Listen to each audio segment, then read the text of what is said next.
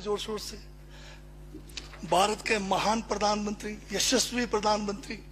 अब मैं ये पूछना चाहता हूं, भूटान को 10,000 करोड़, मंगोलिया को 70,000 करोड़, बांग्लादेश को 15,000 करोड़, मॉरिशस को 5,000 करोड़, नेपाल और अफ्रीका के देशों को 39 अरब करोड़, सरदार स्टैच्यू को 3,000 करोड़, उद्योगपतियों का ऋण माफ करने के लिए 5,55,000 करोड़, मोदी की विदेश यात्राओं पर 25,000 करोड़ और बीजेपी का मुख्यालय का 350 करोड़, मोदी और बीजेपी के विज्ञान पे 5,000 करोड़, मोदी की सुरक्षा में 24 घंटे में 1 करोड़ रुपए दिन का खर्च कर रहे हैं और साल में 591 करोड़ 30 लाख रुपए आप खर्च कर रहे हैं।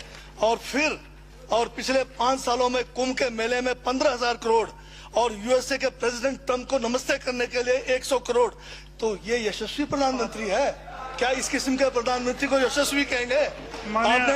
आपने जो है भारत को उच्चतम बेरोजगारी के दर पर पहुंचा दिया है।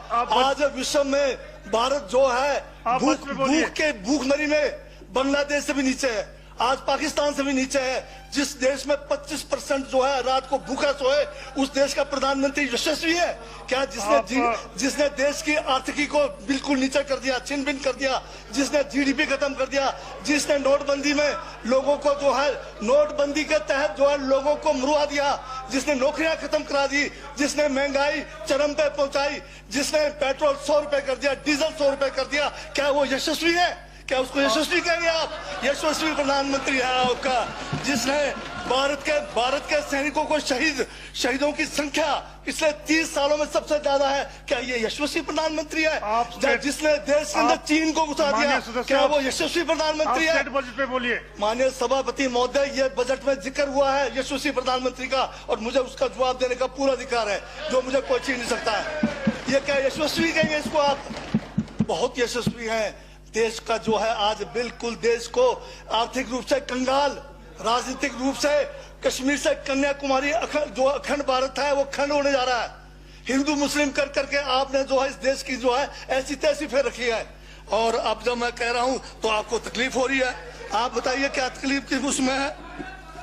आप अब ज्यादा अभी लाल किला आपने बेच दिया, रेलवे स्टेशन आपने बेच दिया, एयरपोर्ट आपने बेच दिया। यशस्वी प्रधानमंत्री है।